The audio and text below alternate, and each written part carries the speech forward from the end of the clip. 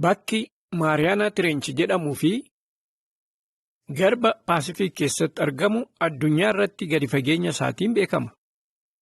Gadi fageenyi iddoo kanaa meetira 11,000dha. Kana hubachuuf akkasin gargaaruuf fakkeenya tokkoon isiniif kenna. Fooqii abbaa darbii 125 walirra naqamee wajjin walqixxeedha. Bakki kun bakka balaadhaaf nama saaxilu akka ta'etti beekama. Maaliif? Dhiibbaa achi jiruun kan ka'edha. Dhiibbaan bishaanii humna guddaa qabu garba sana jalatti hammam kan ta'u isinitti fakkaata. Kana jechuun xiyyaarawwan baay'ee guguddaa ta'anii fi namoota fe'an 50 ofirratti baachuu jechuudha. Saayintistoonni bakka sana uumamni jiraachuu akka hin dandeenye yaadu turani. Garuu kun sirrii hin turre.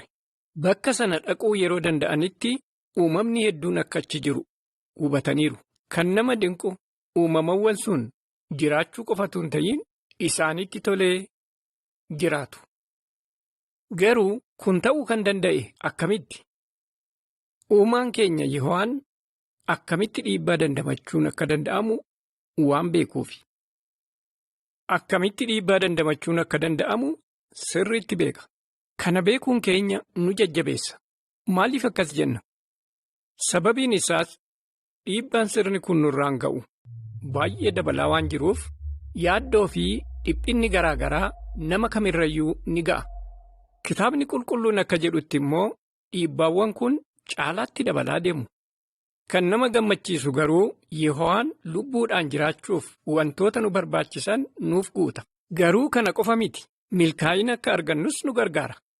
Fakkeenya tokko haa ilaallu. Dhiibbaan kun akka isin irra ga'etti yaadaa. Namoonni isin jibban isinitti marsaniiru. Qabanii isin ajjeesuu kan barbaadan ta'uu isaarrayyuu bakka dhaqan hundatti carraa argatanitti fayyadamanii waa'ee keessan soba dubbatu. Kanaan kan ka'es maqaan keessan ni bade. Namoonni daandii irratti yeroo itti dhuftan duubatti deebi'anii daandii isaanii jijjiiru. Sababiin isaas dhiyeenyatti akka ajjeefamtan waan yaadaniif isinii wajjin du'uu hin barbaadani. Bakka kamiyyuu yoo dhaqxan balaan waan isin eeggatu fakkaata. Rakkoowwan kana hundumaan kan ka'e dhiphachuu jalqabdani. Dogoggorri kanaan dura raawwattanis gara sammuu keessanitti dhufuu jalqabe. Haalli kun hundi fayyaa keessan miidhe. Rafuu hin dandeessanii, humna hin qabdanii, qaamni keessanis baay'ee butute. Haalli kun kan mudate Daawitiini. Seenaa isaa faarfannaa 31 10-13 irraa dubbisuu dandeessu. Daawitirra dhuguma dhiibbaan ga'eera. Kun gaaffii hin qabu. Miirri Daawititti dhaga'ames dhugaa ture. Garuu wanti kana caalaa dhugaa ta'es jira. Innis Yehoowaan jiraachuu isaati. Kanaafuu Daawit Yehoowaa gargaarsa gaafate. Mee maal akka jedhe faarfannaa 31 irraa haa dubbisnu. Faarfannaa 31 baafadhaatii lakkoofsa 14 irraa kaasnee kadhannaa ni dhiyeesse dubbisna. Akkana jedha. Yaa Yehoowaa, ani garuu sittan amanama. Ati Waaqa kooti jedheen labsa. Guyyoonni koo si harka jiru. Harka diinota koo fi harka warra na ari'ataniirraa na oolchi. Fuulli kee tajaajilaa kee irratti akka ifu godhi. Jaalala keessa amanamaadhaan na oolchi. Daawit wanti jireenya isaa keessatti isa mudate gargaarsa isaa argachuuf gara Yehowaatti galagaluu akka qabu isa barsiiseera. Yehoowaa yoo kadhate, isatti yoo amanamee fi obsa yoo argisiise, eebba Yehoowaa akka argatus beeka ture. Kanaafuu obbolootaa, dhiibbaa cimaa nurra ga'uu dandamachuu fi milkaa'ina argachuu kan dandeenyu Yehoowaan humna cimaa rakkoowwan nu muddatan hunda dandamachuuf nu dandeessisu yoo nuu kenne qofadha. Akkas taanaan dhiibbaan kamiyyuu isin miidhuu hin danda'u. Daawit jabina keessaa qaba ture. Kana jechuun ija jabinaa fi cimina dhiibbaa isarra ga'u hundumaa dandamachuuf isa dandeessisu qaba ture jechuudha. Kun immoo dhiibbaa isarra ga'e sanaa wajjin wal isa qixxeesseera. Gargaarsa akkasii akka argate akkamitti beekna? Faarfannaa 31tti deebinu. Lakkoofsa 21 irratti miirri isaa akka jijjiirame hubanna. Magaalaa marfamte keessatti karaa dinqisiisaa ta'een jaalala isaa isa amanamaa waan natti argisiiseef Yehoowaan ajajamu. Lakkoofsa 23 warri isaaf amanamoo taatan hundi Yehoowaa jaalladhaa.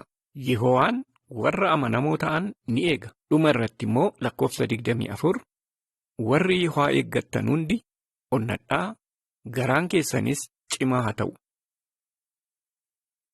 Daawit amantii fi obsa qaba ture. Yehoowaanis kadhannaa isaatiif deebii kenneera. Yehoowaa obsaan eeggachaa ture. Yehoowaanis rakkina isarra ga'u akka dandamatu qofatu hin ta'in milkaa'inas akka argatu isa gargaareera. Kun immoo Daawitiif gammachuu dabalataa argamsiiseera. Daawit itti gaafatamummaa fi mirgawwan dabalataa argate gammachuudhaan raawwachuu isaatti fufeera. Kanarraa maal baranna? Tokkoffaa, Daawit Yehoowaa irratti amantii hin raafamne waan qabuuf dhiibbaa isarra ga'e dandamateera. Lammaffaa, Daawit Yehoowaa wajjiin hariiroo gaarii qabaachuunsaa obsaan akka isa eeggatu isa gargaareera. Sadaffaa, tajaajilaan Waaqayyoo tokko gargaarsa isaa argachuuf gara Yehoowaatti kan gargalu taanaan Yehoowaan jaalala amanamaa isaatiin kaka'ee cimina dhiibbaa sana dandamachuuf isa gargaaru isaaf kenna. Barumsi argannu garuu kana qofa miti. Haalli rakkisaan Daawit irra ga'e warra kaanis fayyadeera. Yoonaas garaa qurxummii keessa yeroo turetti yaada faarfannaa 31 irra jiru dubbateera. Ermiyaas raajichi inni yeroo baay'ee rakkinni isarra ga'aa tures yaadawwan faarfannaa 31 irra jiran caqaseera.